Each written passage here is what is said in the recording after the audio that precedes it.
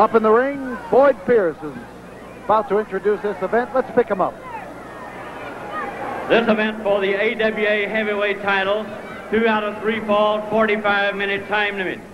At 325 pounds, the challenger from New Mexico, Bruiser, Brody. And in the blue corner, 245 pounds, the AWA Heavyweight title holder, Nick Bockwinkel. Your referee for this title match, Bronco Lubitsch. Nick Bockwinkel puts his precious belt, emblematic of the supremacy in the American Wrestling Association. And you see the ease with which powerful Bronco Lubitsch was able to lift it. It's a big belt. But then it covers a big area. The AWA is prominent up throughout the Midwest, through Minnesota, through Nebraska, and Michigan, Wisconsin, and in through Canada in that portion of Canada that is the middle part of the provinces. So it takes a big man and a big belt and a lot of ability to be rated as the champion of the AWA. There are 3 major wrestling groups. One is the AWA, one is the WWF, Worldwide Wrestling Federation, which is based mainly in New York and the New England states, and the National Wrestling Alliance, which has affiliated with promoters in Canada, Mexico, Japan, Korea, Australia, New Zealand, and all over the United States.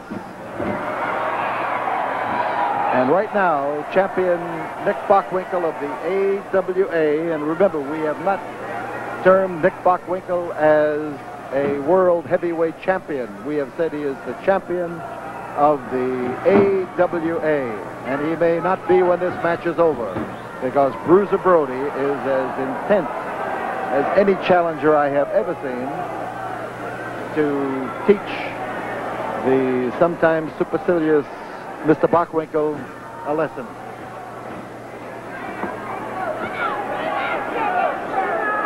So it's Brody in the corner and Bockwinkel trying to measure him, but Brody doesn't hang around for measurements. He has a style all his own. He can stand up and fight and battle with any man in the entire world. I have a great regard for his ability. And these fans have taken to him because of his sheer power and his willingness to always be Bruiser Brody. So Bockwinkel's in trouble as 2 men. That's what I'm talking about. Brody has won these fans by sheer vehemence of the manner in which he wrestles. He's got a front headlock. Bockwinkel caught. Brody, who recently trimmed down about 30 pounds in order to maintain his speed, says that he's stronger at this weight than he was at when he was 30 pounds heavier. And right now he is about 270. There's a rip across the face that has changed Bockwinkel's mind. Brody crowding, and he gets his teeth into something he doesn't.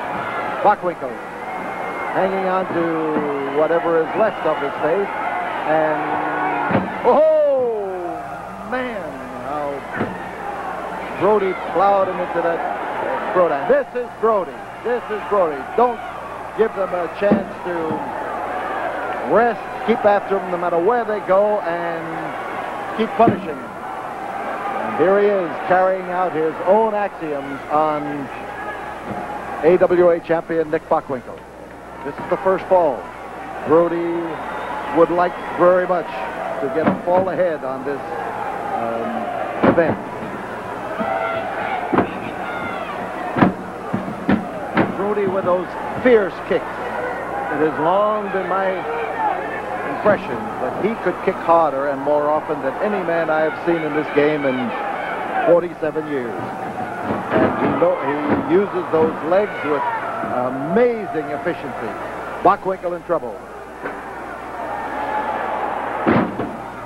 Here is Brody looking to decapitate him. Oh, man. Oh, and look at those fans. Listen to those fans. Brody at his best as he lays the boot into Nick Bockwinkel. There's the slam-bang approach of Brody, and Bockwinkel's in deep and serious trouble. This may be the first fall of this match, but for Bockwinkel, it could mean everything. He has taken a lashing from Brody. So Brody is looking for the opportunity, but he is also looking toward the conclusion of this match, and if he can win it in one fall as a backbreaker, he is going to be that much further ahead. That's why he has not made an effort to pin Bockwinkel. He has made an effort to perhaps win this in one fall and make it impossible for Nick to return.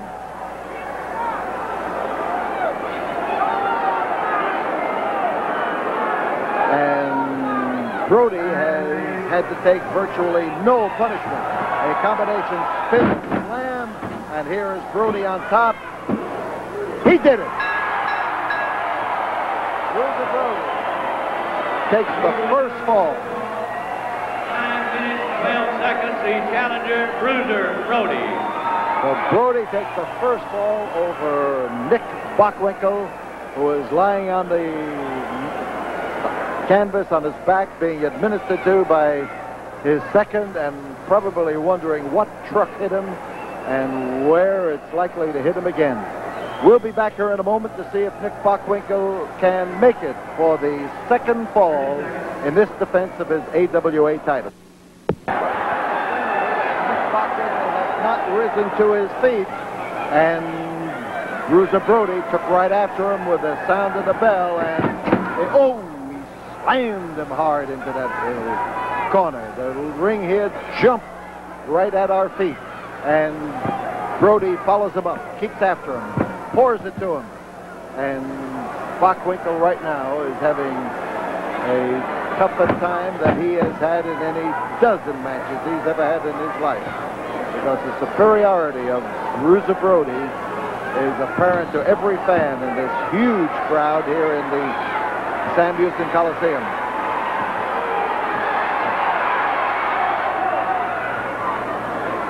Bockwinkel now trying his first real offensive move on Brody, the neck snap, and he got great cooperation from the rope that time, believe me. It drove him up and drove him backwards.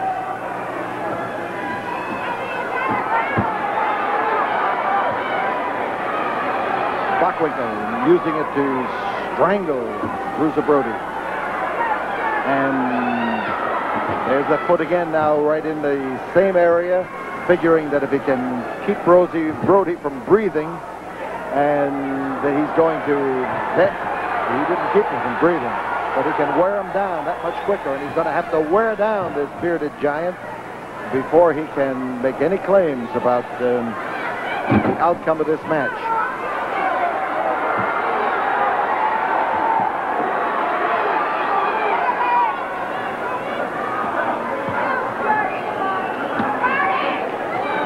Again, snap of the rope, and this time Bockwinkel proves his depth at using not just the top rope, but all of the ropes. They're close to the rope on that far side, and look at Bockwinkel. He wondered what happened, what hit him, what threw him would probably be closer to the truth.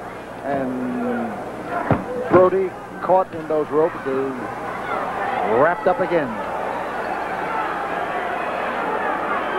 So Bruiser on the outside, fans screaming for him to get in there and get after Bockwinkel, and that's just what he does. He rarely spends time on the outside of the ring unless he's out there pounding an opponent through the concrete. Brody, watch that body of his. It's starting to stiffen. You see him now shaking off the effect of the punishment. As much as he's psyching himself up, saying he can't hurt me, and whether he can or not, Brody now is in a better position to defend himself. He doesn't think he can be hurt. And as Bruiser comes up, you see that slamming into the jaw of Nick Bockwinkel.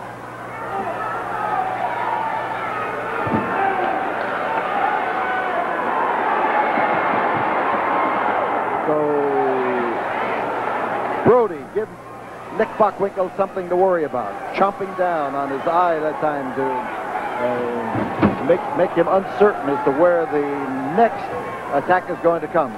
And Brody, there he is, pulling Bockwinkel out on the concrete, finding an open chair where the ring announcer has lately sat, and here he is now giving Bockwinkel an opportunity to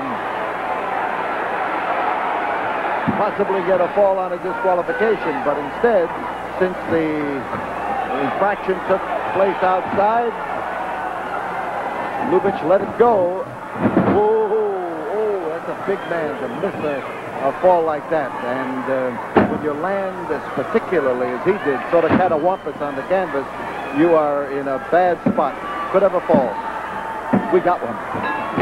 So he threw him off. Brody threw him off. He tossed him in the air. 4 minutes, 12 seconds, the champion Nick Bockwinkel. He tossed him in the air, but before the push came, Bockwinkel had gotten that 3 count out of referee Branko Lubitsch. So it means that falls are even. Bockwinkel has his hand raised to indicate it, and we have one more fall to go, and Bockwinkel is complaining about the use of the chair on the outside of the ring. We'll be back here in a moment.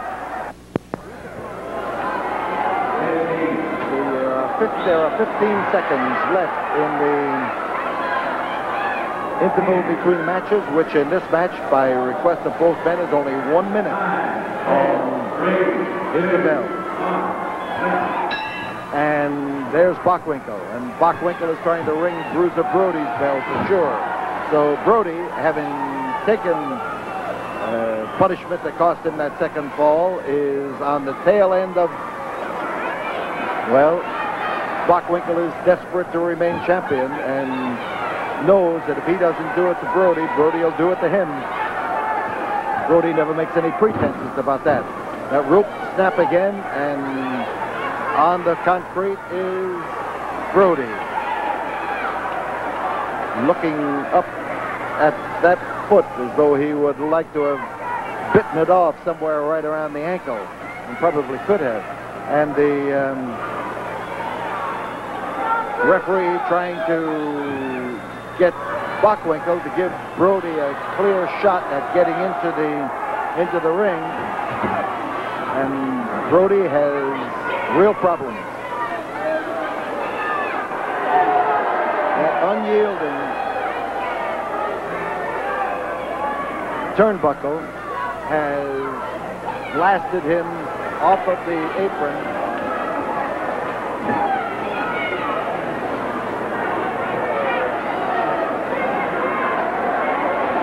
So Brody's outside. You see him again smash, this time into the steps that lead up into the ring. And Brody now, away from the ring, may have an opportunity to recover just a little bit better than he had in previous punishment. So Brody is cut. He has been slammed into the turnbuckle and into the steps. The blood is running down his face, and as he starts now for the ring, you see him being kicked away, and he is halfway up the aisle and in another direction. And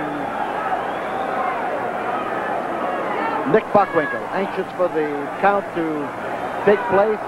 Here comes Brody. That count is not going to stop him because Bockwinkel has broken the count, and Bockwinkel senses this as his opportunity. But there is the Bruiser off on the floor. The cold concrete is somewhat of a shock to him, you can bet, as he goes down there. But there he is, bloody from the contact with the steel of the turnbuckle and the contact with Nick Bockwinkel, and we've got Brody trying to get in, but running into Bockwinkel every place he goes. And now that's the first chance he's had to do something about it. And as he grabs him, he plants that chair into the midsection and the exposed ribs of Nick Bockwinkel. And here is Brody's opportunity to get back into the ring. Listen to that crowd as they start screaming to Brody to blast him. Bockwinkel putting up a desperate fight now, but he's weakening. And Brody is unleashing with those powerhouse blows of his, and he can do it. There's another smasheroo. Oh, what a tremendous wallop. And Brody now, his head is starting to clear because he is timing those wallops to the proper degree. And as he maneuvers in to pound away at Nick Bockwinkel, Bockwinkel is draped on that turnbuckle and wasn't able to defend himself.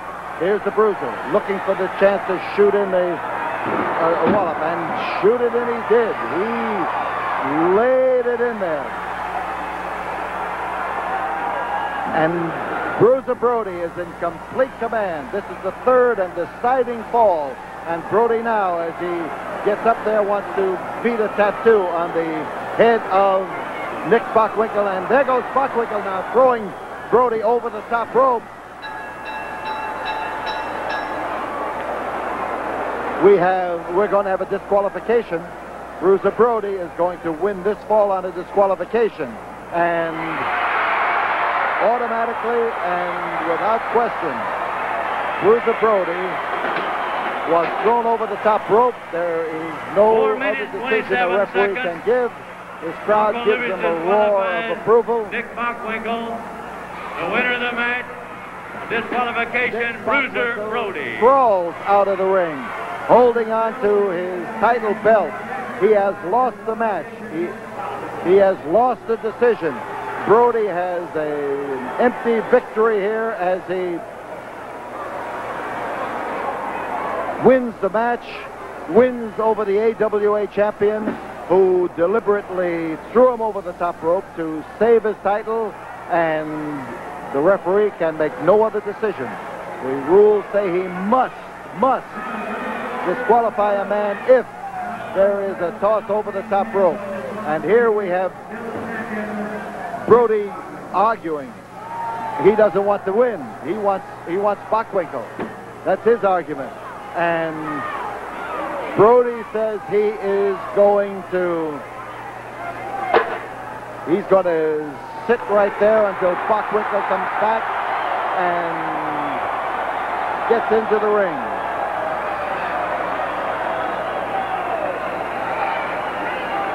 We're going to be back here in a moment. We'll come back here and catch Bruiser Brody, but first let's pause for this word from the studio.